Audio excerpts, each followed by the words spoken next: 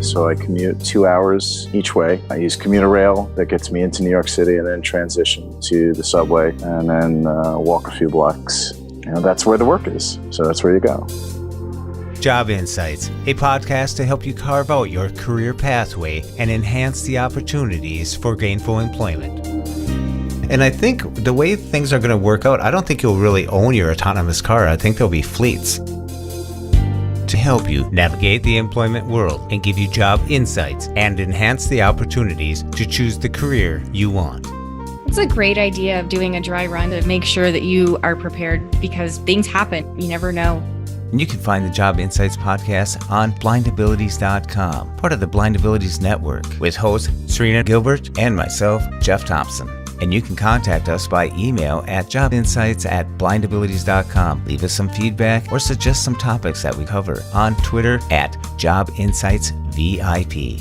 And check out the Job Insights support group on Facebook, where you can learn, share, advise, and interact with the Job Insights community. It's the first time something like that happened to me. It's scary. I mean, you're on train tracks. I just remember bouncing up and looking down the tunnel going, oh God, please let there not be a train coming. The Microsoft Soundscape app, and it's free, which is the coolest thing ever. You can even set beacons for where you want to go, and you could virtually hear what's around you. Learn about resources for training, education, and employment opportunities. If we walk over each other, Joe, pay attention to her. I'll get out of the way. Okay. I don't know that you had to tell him that anyways. This is a tough crowd here. And now please welcome Serina, Gilbert, and Jeff Thompson with Job Insights. How are you doing, Serina? I'm great, Jeff. How are you? I'm doing good. Got a brand new grill this weekend. And you still didn't send me any food. I did. Blind matter. So I'll get it in 2019? Yeah, probably. Today we're going to be talking about transportation. And what is transportation? It's any means of getting from point A to point B, and that means you're traveling. But if you're going from one point to a place that you think you know where it is, you're exploring. So that's what we're going to talk about. Transportation, modes of getting places here and there, and how do you do it? What do you think about that, Serina? Sounds great. So, Serina, do you use transportation? No, I walk everywhere, Jeff. Wow. Regular Forrest Gump out there, aren't you? No, I said walk, not run. There you go. No, in all seriousness, I do use quite a bit of transportation to get where I need to go. Yeah, I think we all do. And we all figured that it doesn't all come at once. It's just something that you learn and you adjust to. And our friend out here in New York, he's an Assistive Technology Instructor, Joe Dinero. He's here to talk a little bit about transportation with us. How you doing, Joe? Hey, Jeff, how are you? Good. Joe, this is Serina. Serina, Joe. Hi, Joe. Hey, Serina, how are you? I'm good. Welcome to Job Insight. I'm glad you had me. So, Joe, we were talking the other day about transportation. Now, I live in Minneapolis, which is, the mini Apple. And we have Serina out in Colorado, where it's mountain climbing. That's all you do. You just rappel and climbing. That's all they do. So we had to go to you, the big metropolis out there, New York, the Big Apple. In the Big Apple. There you go. So do you commute to work? Yes, I do. Why don't you tell us a little bit about what you do for work and how you get back and forth? So I do assistive technology training at Helen Keller Services for the Blind in New York City at their Brooklyn office, training both adults and teenagers that are high school students transitioning to college. It's all looking at a long-term vocational goal. So we give them the tools that they're going to need to be successful in pursuing the employment opportunity. I commute. I live about 50 miles outside of New York City, so I commute 2 hours each way. I use commuter rail that gets me into New York City and then transition to the subway and then walk a few blocks to my office on a daily basis. 2 hours? Yep. Each way? Each way. Each way? Each way, yeah. That's dedication. Well, it comes down to that's where the job opportunity was. Sometimes you do what you need to do. Employment in the blind community is so hard to come by. You go where the opportunity is. Is that a normal duration of time to get back and forth to work in New York? Well, it depends. You're talking in general? Yeah. If you say to someone at work, it takes me 2 hours to get to work, do they say, oh, well? Where I particularly live, the name of the town is Ronkonkoma, New York. I think 14,000 people commute from this train station every day into New York City. You're not alone. No, I'm not alone. Typically, a large amount of people commute from Long Island into New York City because it's an employment hub. I mean, you have Wall Street there. You have so many different industries that are, that have corporate headquarters in New York City. So, that's where the work is. So that's where you go. It must be kind of nice in a way because where I live in Colorado Springs, and our public transportation system is not the best. There's a good chunk of the city that's not even covered by it. Mm-hmm. That's because most people here, use cars and don't like public transportation at all. But in New York City, it's almost the norm. So it almost removes some of those barriers for you. In New York City, even for the sighted people, a lot of people, while they may have cars at home during the week, if they work in Manhattan, they'll elect to commute because it's just easier to commute rather than drive in, because traffic in Manhattan or even in Brooklyn can be an absolute nightmare during the week. Mm-hmm. So public transportation is highly used within New York City. And do you have access to a paratransit there or anything like that? Or do you just rely upon the regular transit system? Well, the challenge for me is I have paratransit where I live in the county that I live in.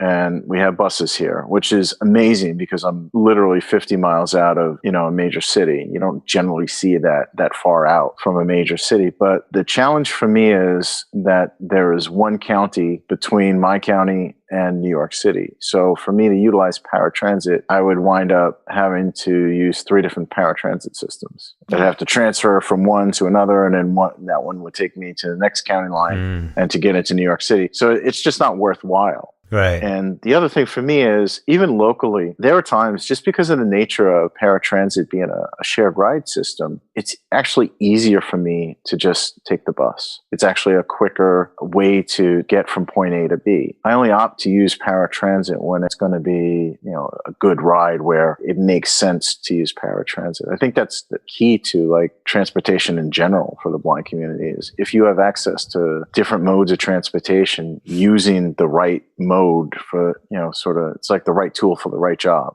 So you don't use a carpool that hauls 14,000 people at once? No, I don't do the carpool thing. A lot of people do that, but that's not my gig.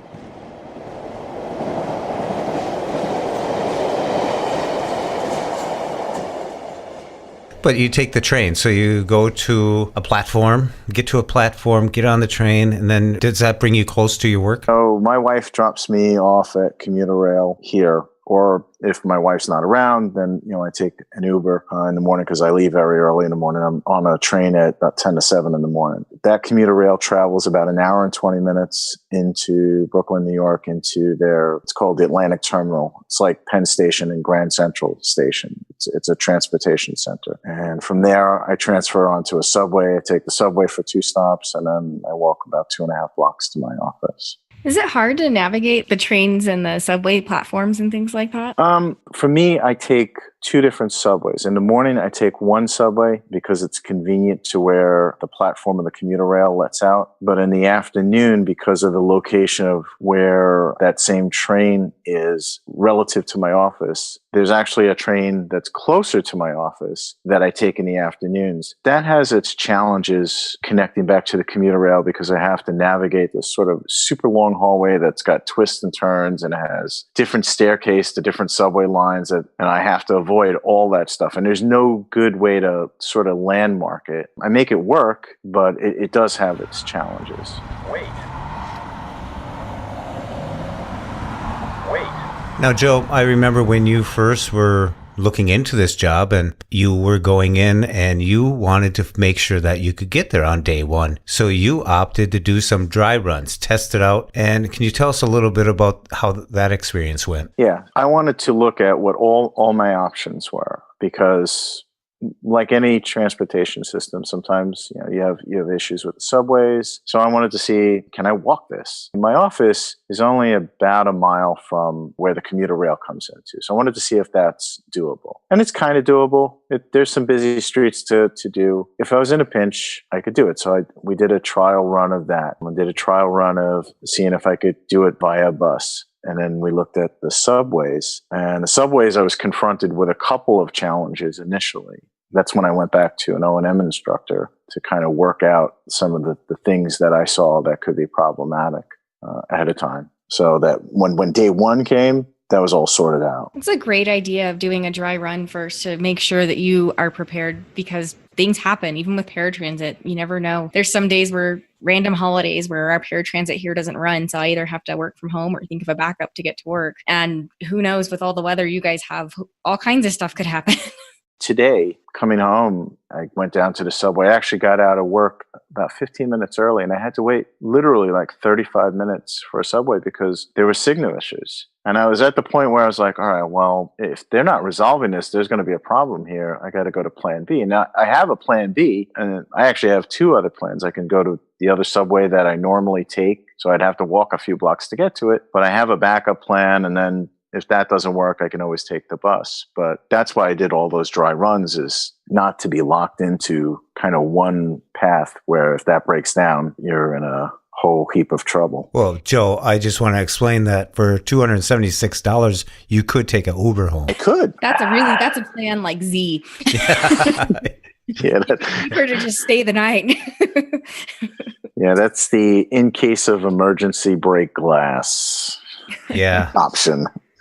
That's really neat that, you're employed. That must feel good. Absolutely.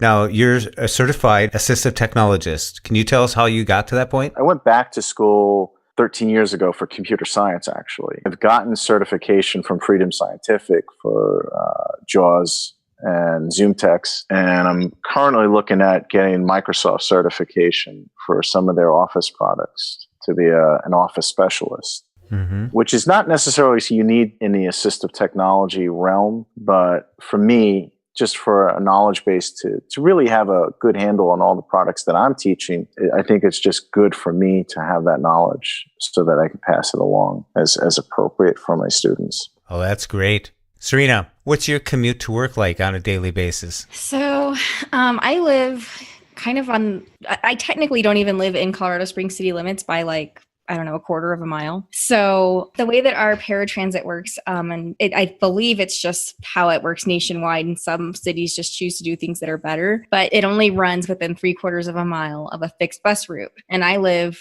I think it's like a mile and a half from the nearest bus route. So we have an extension of our paratransit that's provided by a nonprofit where you can still get rides for the same price, but they cover the areas that Metro Mobility does not, which is our regular paratransit. So I use that to get to and from work every day. I actually have a subscription, so I don't even have to call and schedule the rides or anything like that. But during the day, I use Uber and Lyft a lot to go to meet clients or go to high schools to conduct meetings or workshops and things like that. I also have to occasionally go up to Denver. So we have a commuter bus that goes up there and back called Mustang. It's actually really cheap. It's only like $9 each way. And then I use a combination of that along with Lyft to get where the bus picks up and drops off here in the Colorado Springs.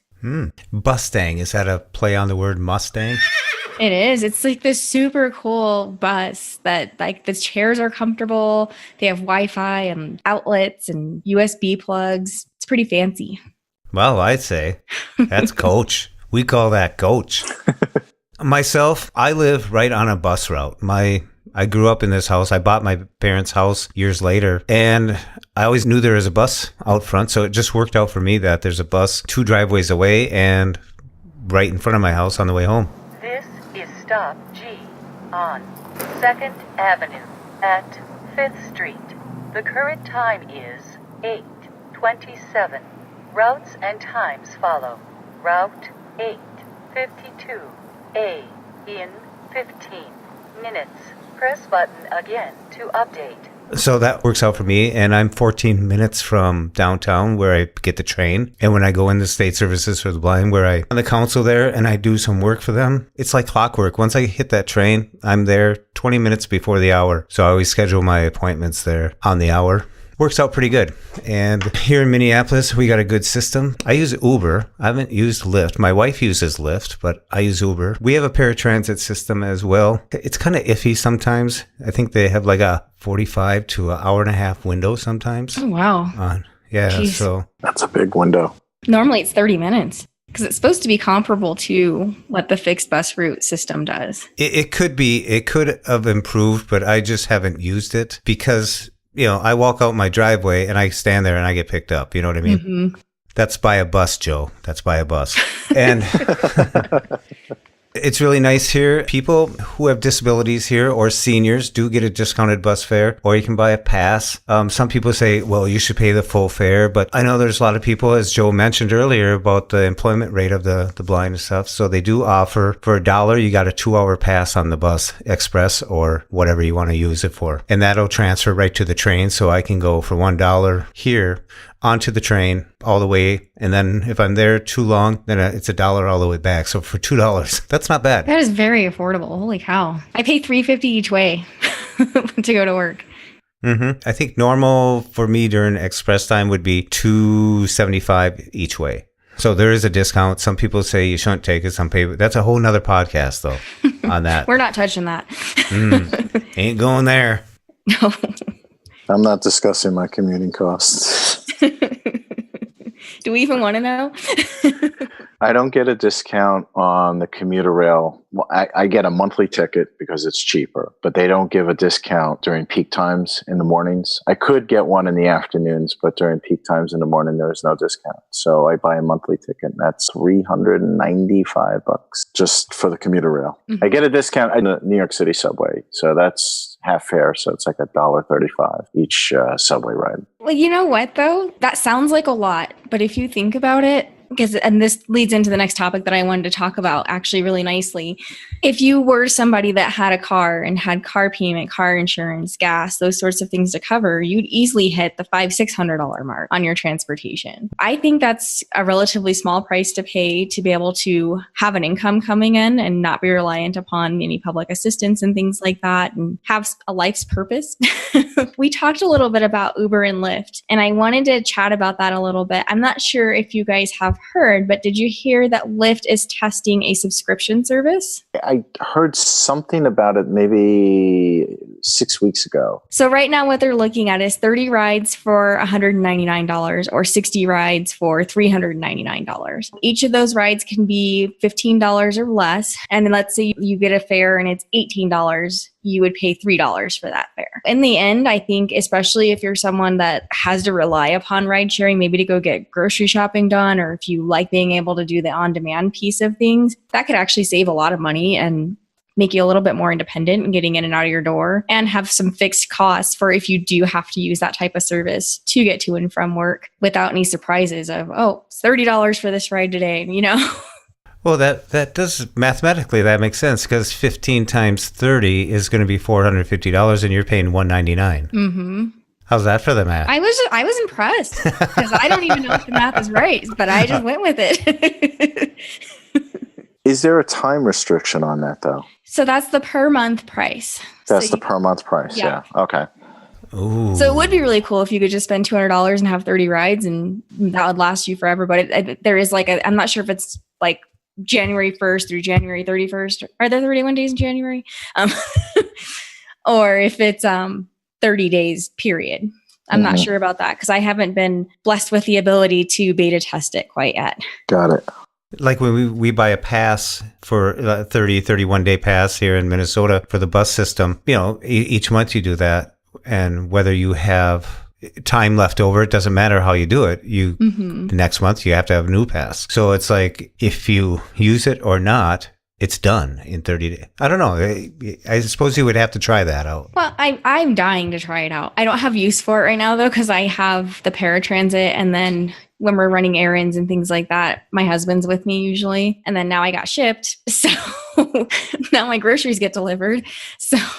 Yeah, he mentioned that last podcast, and I already have it. And I did my trial run. I did a $40, and I got the free delivery. And it works just like Uber or Lyft. I mean, it's not much different. Mm-hmm. I was excited. It's really nice. The little things that help. And for Joe, Shipt is SHIPT, and I think Target bought them out. They did. That's who they use to ship. I guess that word works pretty good.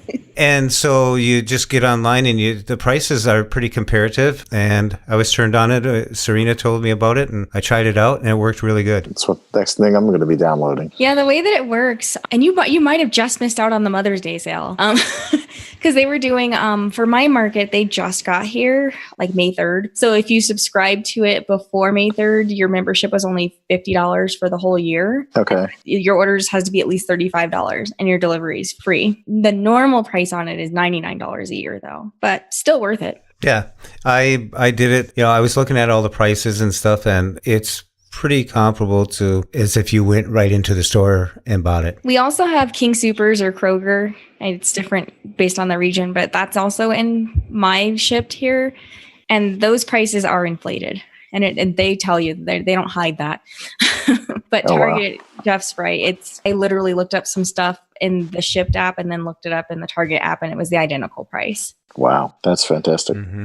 Yeah, it's same day delivery. So when I went on there, it was about 3:00 or something like that. And they said the next delivery time slot would be like 7 to 8. And sure as that, I got this thing. They're at the store. If I wanted to order anything else, just let them know. Then they said they were leaving and I got another text message that they're on their way. And then when they came, they just handed it off to me. It was all done. And I opened up the app and there I could put a tip down if I wanted to. And I get a receipt emailed to me. And it's really good because then you can review your receipt. Yeah. And the app is totally accessible. I'm creating new addictions for people every week. I can't afford you on this podcast. Don't worry, I haven't found anything else yet. So what's the addiction for this episode? Lyft subscription addiction? Yes, if you get an offer to do it, try it.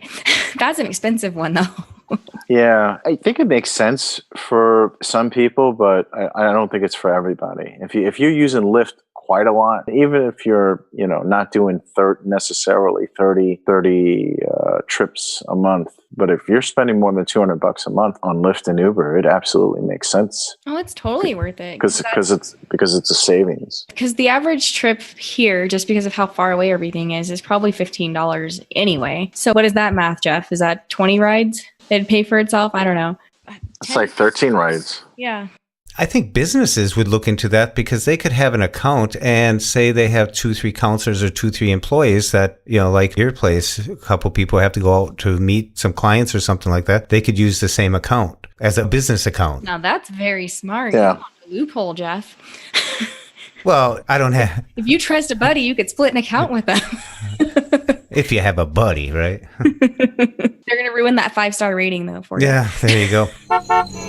We've been talking about modes of transportation. This is physically getting yourself to point A to B. But transportation usually comes down, like in Joe's case, you do quite a bit of walking there from where you get left off by the train. Now, navigating. And Joe made a great point of doing a dry run. Just like when you're going to college, it's nice to go there a week before, take your schedule and find the buildings, find the rooms, find the best way to get from one to the other according to your schedule and explore. And that's what it's all about, is exploring so you can pick up those key locations, landmarks, find out where the coffee shop is, all that stuff before you're required to be there at 9, 10, 11, whatever time it is, and familiarize yourself with the environment. So when we're traveling, that's when you already got to figure it out. And I mentioned this at the beginning, but I think exploring is a great thing because you get to stumble across things that, like, not literally, but like a coffee shop, a donut shop, or a place to eat. And then you can put that into as Joe was telling me the other day, you just put it into your back pocket because you might need to draw on that again. You know what a great app is for exploring that just recently came out is the Microsoft Soundscape app. Mm-hmm. And it's free, which is the coolest thing ever. You can even set beacons for where you want to go, and you could virtually hear what's around you. Because I know, obviously, with vision impairments, we don't always know that we've just passed by a McDonald's or a Starbucks or a Dutch Brothers. Do you guys have Dutch Brothers? Nope. No, it's an awesome coffee place.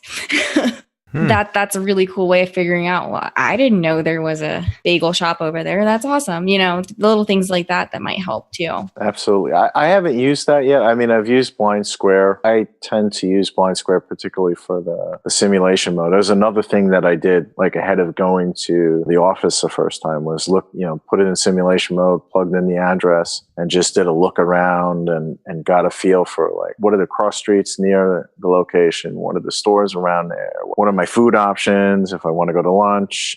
Just to get some cursory information ahead of being there. I intend to play with the Microsoft one down there at some point. Yeah, those type of apps I like to do, like if I'm at a hotel or if I'm sitting down someplace and having a lunch or something, I'll pull those apps out and do that look around. And you mentioned the simulation mode, punching in the address, and it's as if you're sitting at that spot. Then you do your look around from that vantage point. That's a neat feature in Blind Square. Now in the soundscape, you're supposed to be able to be walking along and they have right, left, beacons, sounds, all this indicators to let you know like if it's on the right or on the left or something. I'm not one to travel with my phone in my hand and kind of be navigating that way. I like to kind of get a good idea where things are and then go out and navigating. And you said to get that information, how many cross streets. I can count those. I don't need to know. I don't need haptic taps or anything to let me know I'm crossing a intersection. But if I know it's 3 intersections down, there I go. Exactly. That's basically what I'm looking for. I want to know the names of the streets and like how many streets there are that I'm going to have to cross before I may have to make a turn or anything along those lines. I don't need in 50 feet, turn left. That's not what I'm looking for. I just need to know that the next block in my head, I'm going to turn left and I'll take care of the rest. Mm-hmm. And those are good apps to have in your back pocket for some reason you do get disoriented, just to help you get your bearings back too. Oh, absolutely. If it's a place where you may have only gone once, you're not 100% solid as far as knowing your surroundings and you think you went off your route, then absolutely I would dig in my pocket for it. But it's not something I normally would have. I wouldn't have like headphones in my ears when I'm traveling. Mm-hmm. They do have those. I haven't tried them yet, and I don't know if either one of you have tried the bone conduction headphones. No, I've looked into them, but I haven't gotten a pair yet. I've heard a lot of mixed reviews on them. Some people swear by them. Some people don't like them. Then again, until I try them, I really can't give you an opinion. Mm-hmm. Yeah. Now I ask almost everyone this, Joe. So are you an IRA user? No, I'm not. No. Because I know a lot of people use that to get to and from unique places too that they've never been to. Yeah, I wouldn't use it a lot myself. Everybody's an individual. For me, I tend to, for lack of a better term, a lot of times I just, I wing it. I kind of scope things out and I just go for it. And I make it work. It's worked for me for years and years and years. And so far it's not broken and I'm not looking to fix it. You're still alive, so it must be okay. Yeah. We've had our issues. And in fact, we had a pretty bad one about a month ago, but we're still here to talk about it though. Yeah. Well, it's interesting because a lot of times when really weird things happen like that, like for example, one of our O&M teachers was on a lesson and it was safe for her and that particular client to cross, but it was the driver not paying any attention and actually ended up causing an accident with one of our city buses. So it's funny because we're usually pretty cognizant of our surroundings and when it's safe to go. It's the people that are driving that aren't. Mm-hmm. Yeah. My issue was going off the platform onto the train tracks. Oh, no good. No fun. About a month ago. And, it's the first time something like that happened to me. And, it's scary. I mean, you're on train tracks.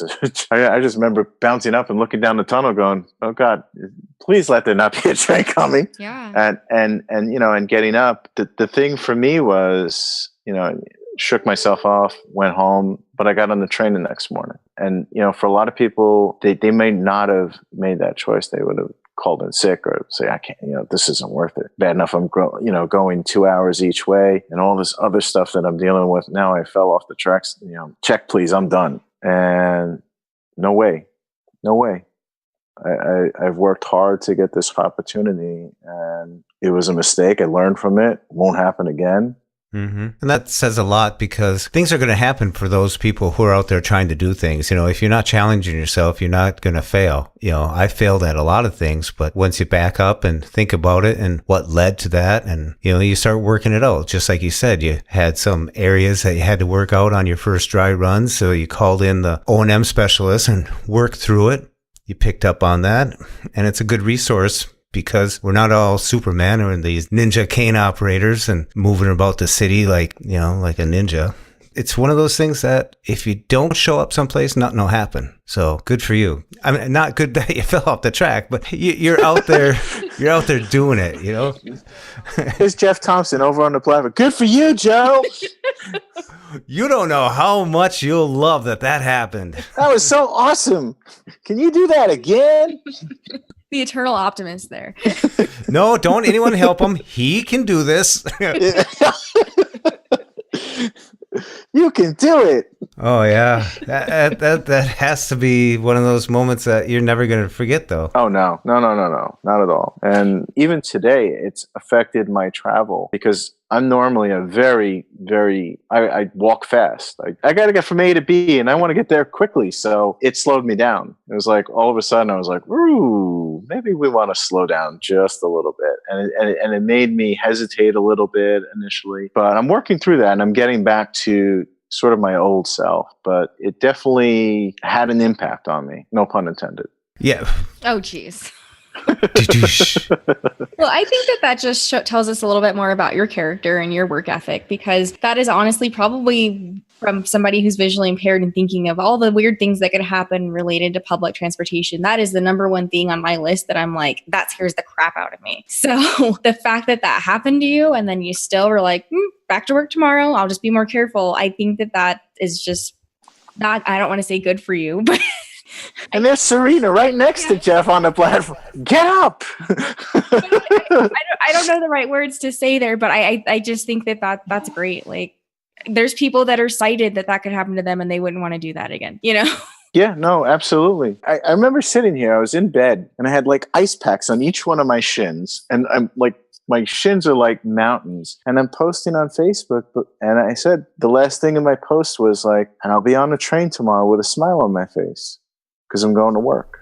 Mm-hmm. Mm-hmm. And, I have a lot of friends on Facebook that are in the blind community, and it really was to send that message. It's like, we fall down, we pick ourselves up, we dust ourselves off, and we keep going. And we keep going. So, Joe, when you got home, did your family say, why are you 6 minutes late? Well, no, actually, funny enough, my wife and my youngest daughter were in Ireland. So my wife got a text message at probably 1:00 in the morning her time that said, not to scare you, but I fell onto the train tracks off of the platform, but I'm okay. So as soon as she got the text message, instantly I got a FaceTime call. Did she say, how's the train? You're just full of just so many jokes today. Train of consequences. I remember you telling me the story when, you said that people guided you to, reached down and guided you over to a ladder and up you went. Yep. Was your cane with you?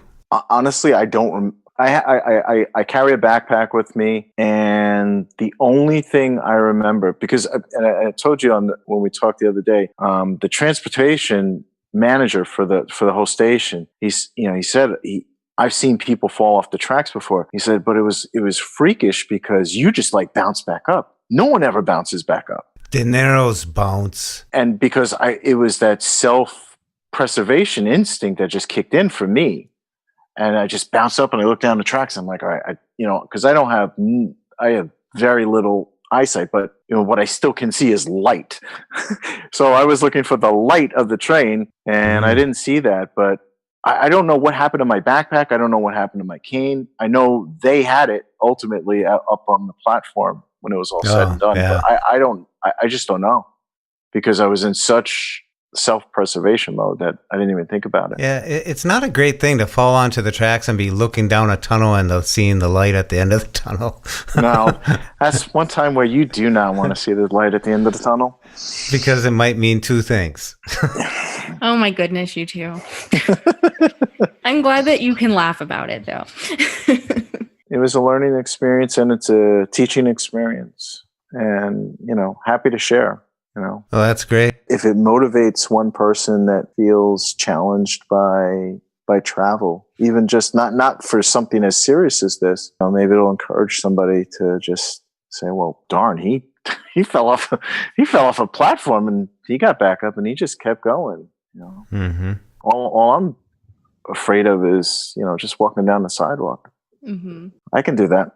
I think you sent a really good message, though, like when you got the job and you knew you had to find a way there, that you did all the dry runs, you figured out ways, backup plans to get there, and, you bounce back from something that could have been very tragic and stuff like that, and you take it in stride. So it's a good example of, transportation and things you have to do to make sure that point A and point B connected. As smoothly as possible. And as efficient as possible, too. Yep, and as efficient as possible. Yep.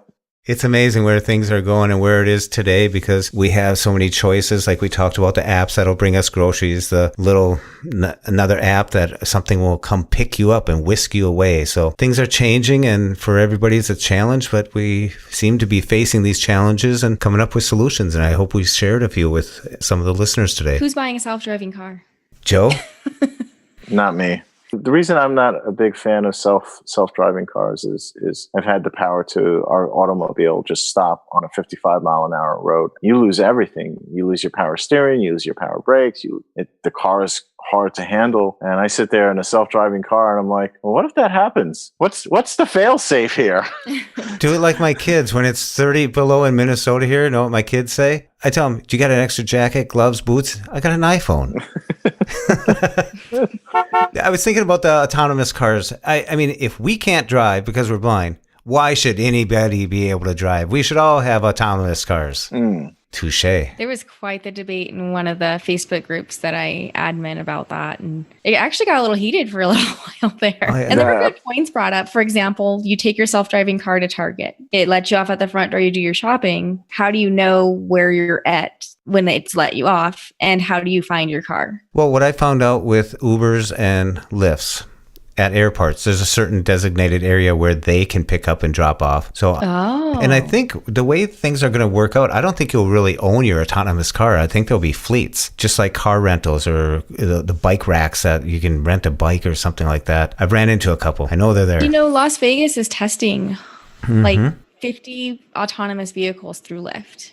Yep, and there's 50 Apple autonomous vehicles in California right now. I thought the Uber or Lyft already did the autonomous test in Pittsburgh. I think that Uber's testing in it's either Pittsburgh or Philadelphia. Okay, I think it's Pittsburgh. But I don't think you'll own a car. I think it'll just be a Lyft or Uber come and pick you up, but there won't be anybody in it. It'll just be an autonomous vehicle. It pulls up. So if one drops you off at Target, you might not get the same one that picks you up to bring you home. Mm-hmm. So it's going to be interesting how this all develops. And I don't think anybody has an idea how it's all going to look, but I don't think I'm going to own a car that I have to wax and do maintenance on it. I think it's just going to be a device that I get into. It's like the Jetsons. That's next. Mm-hmm. The Jetsons is next.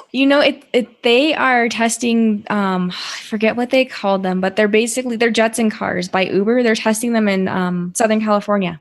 They fly? Yeah. And NASA's partnered with them on them. Oh, wow. Yeah, it's going to be that. The fact that NASA's a part of it, you're like, well, that might actually happen.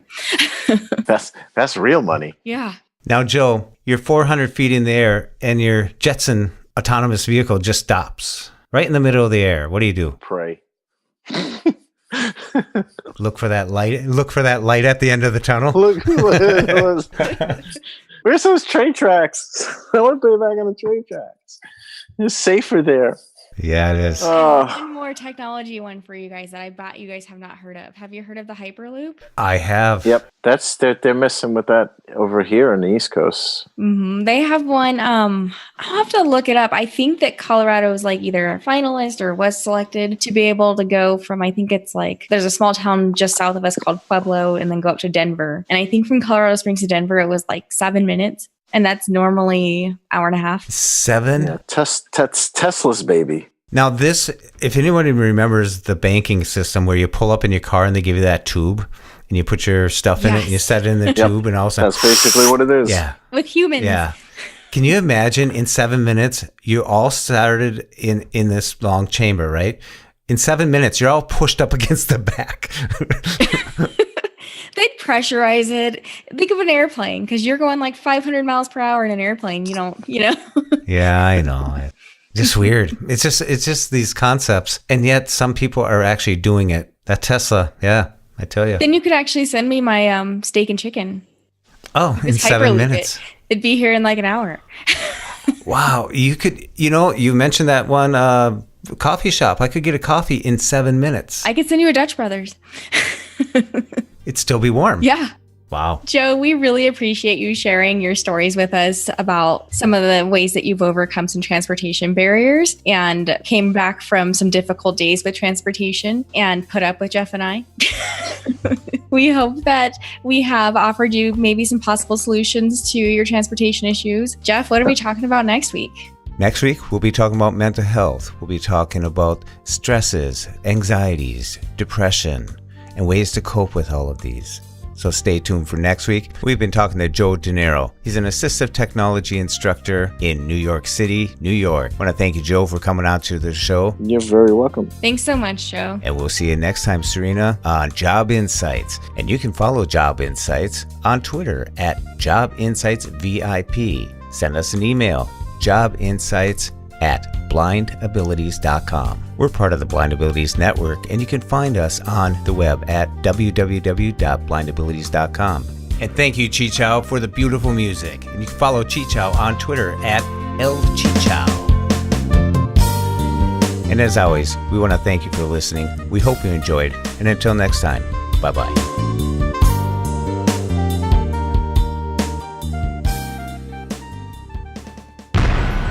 When we share what we see through each other's eyes, we can then begin to bridge the gap between the limited expectations and the realities of blind abilities. The realities of blind abilities. For more podcasts with a blindness perspective, check us out on the web at www.blindabilities.com, on Twitter at blindabilities. Download our app from the App Store, blindabilities, that's 2 words, or send us an email at info@blindabilities.com. Thanks for listening.